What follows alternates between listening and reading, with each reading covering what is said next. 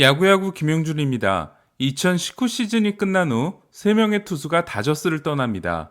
류현진, 마에다, 리치힐이었습니다. 리치힐은 미네소타와 1년 300만 달러 계약을 맺습니다.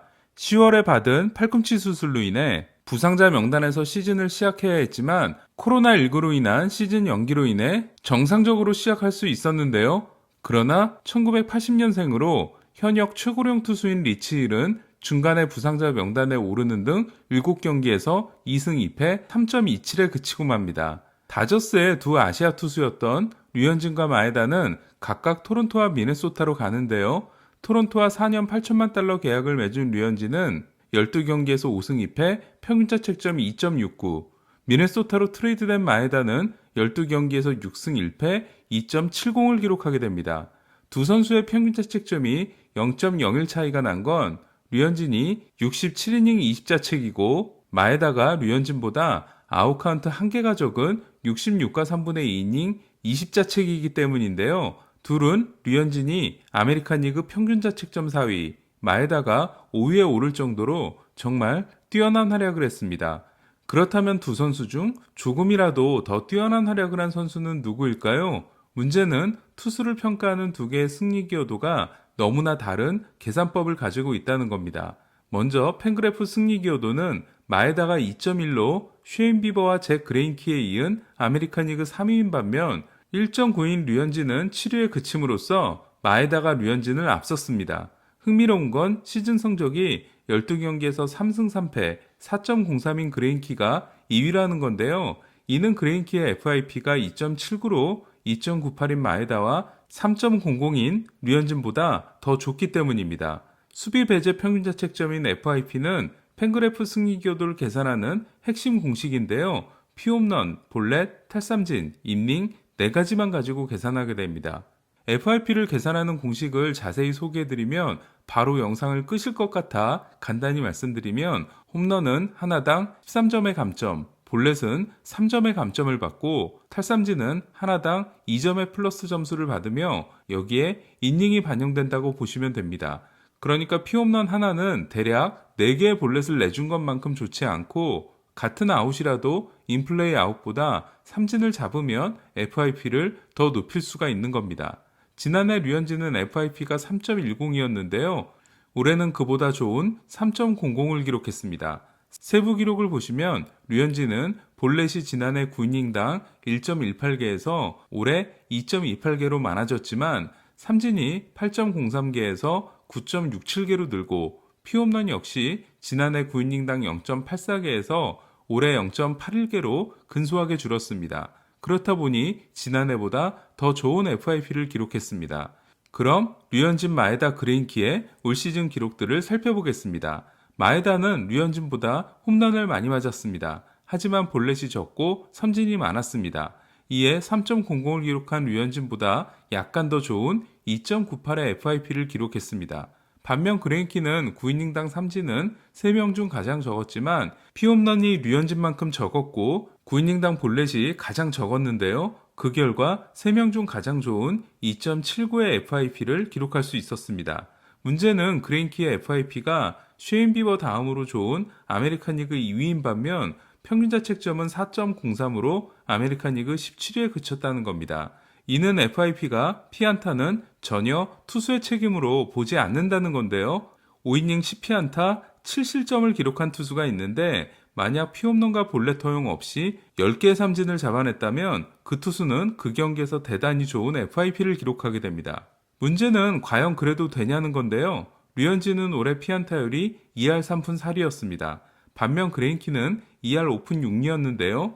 피안타와 피안타율을 투수의 성적에서 완전히 제외하기에는 류현진의 하드히터 허용률이 29.2%로 메이저리그 상위 10%인 반면 그레인키는 35.2%로 상위 58%에 불과했습니다. 그러니까 그레인키가 류현진보다 더 높은 피안타율을 기록한 건 더 강한 타구를 허용했기 때문이라고 볼 수도 있는 겁니다. 어쩌다 보니 류현진과 마에다에 비교해서 그레인키가 난입하게 됐는데요. 어쨌든 중간 결론은 팬그래프 승리 기여도에서는 마에다가 류현진에게 승리했다는 겁니다. 그럼 이번에는 레퍼런스 승리 기여도를 보겠습니다. 팬그래프 승리교도에서 아메리칸 리그 7위였던 류현진은 레퍼런스 승리교도에서는 쉐인 비버에 이어 2위를 차지했습니다. 그것도 3.1을 기록함으로써 3.2인 비버와 근소한 차이였는데요. 반면 팬그래프 승리교도에서 류현진을 이겼던 마에다는 1.6으로 아메리칸 리그 12위에 그쳤습니다. 팬그래프 승리교도에서 마에다에게 근소한 패배를 당했던 류현진은 레퍼런스 승리교도에서는 완승을 거두게 됩니다. 팬그래프 승리교도의 토대가 FIP라면 레퍼런스 승리교도는 9이닝당 실점인 RA9을 기반으로 합니다. 그리고 여기에 상대한 팀의 수준과 우리 팀의 수비, 그리고 구장을 반영합니다. 올해 류현진은 67이닝에서 22실점, 20자책을 기록하는데요. 이에 9이닝당 실점인 RA9은 2.96이 됩니다. 반면 마에다는 66과 3분의 2이닝에서 20실점, 20자책을 기록했습니다. 이에 9이닝당 실점인 RA9은 2.70이 됩니다. 하지만 두 선수는 그 자리에 평균적인 투수가 들어왔을 경우 기록하게 되는 RA9 에버리지에서 류현진이 6.06인 반면 마에다는 4.07로 상당히 큰 차이를 보이는데요. 이는 류현진의 피칭 환경이 마에다보다 훨씬 좋지 않았기 때문입니다. 즉, 류현진이 나섰던 경기에 평균적인 투수가 들어오면 9이닝당 2.96실점이 아니라 6.06실점을 한다는 얘기고, 마에다가 나섰던 경기에 평균적인 투수가 들어오면 9이닝당 2.70실점이 아니라 4.07실점을 한다는 이야기인데요. 류현진은 상대한 타선이 마에다보다 더 강했고 수비 지원이 훨씬 부족했으며 파크 팩터 역시 마에다에 비해 불리했습니다. 지난해 텍사스 마이크 마이너와 랜스 린이 레퍼런스 승리교도에서 아메리칸 리그 1, 2위를 차지한 것도 올해 류현진처럼 피칭 환경이 대단히 좋지 않았기 때문입니다. 레퍼런스 승리교도의 문제는 지난 영상에서 말씀드린 적이 있는데요. 우리 팀의 수비가 다른 투수의 경기에서 저지른 수비 실책조차 나에게 반영이 된다는 겁니다. 그러니까 류현진의 레퍼런스 승리교도에는 데릭 피셔가 타이완 워커 선발 경기에서 했던 끔찍한 수비들이 반영되어 있는 겁니다. 그렇다면 팬그래프와 레퍼런스의 승리교도에서 1승 1패인 두 선수의 올 시즌 활약에 대해서는 어떤 결론을 내려야 할까요? 저는 지난해 말씀드렸던 제가 가장 신뢰하는 승리교도로 최종 판정을 내려보려고 합니다. 즉, 레퍼런스 승리교도에서 수비 지원 부분을 뺀 RA9 승리교도와 팬그래프 승리교도를 더한 후 반으로 나누는 겁니다. 과연 결과는 어떨까요? 이 방식으로 계산할 경우 아메리칸 리그 1위는 3.6인 쉐인 비버입니다. 그리고 2위는 2.3인 댈러스 카이클입니다. 그리고 3위는 2.3인 마에다, 4위는 2.1인 류현진입니다. 그러니까 마에다는 최종 판정에서 올 시즌 류현진에게 근소한 승리를 거둔 겁니다. 하지만 저는 두 투수의 올해 승부가 아직 끝나지 않았다고 생각합니다. 두 선수 모두 포스트 시즌 등판을 앞두고 있기 때문인데요. 두 선수의 정규 시즌이 무승부나 다름없었기 때문에 최종 승자는 가을 야구에서 가려지게 될 것 같습니다. 올 시즌 포스트 시즌을 전혀 기대하지 않았던 토론토에서 등판하는 류현진, 가을 야구의 공포증을 가지고 있는 미네소타에서 등판하는 마에다 모두 가을의 활약이 대단히 중요하다고 할 수 있는데요.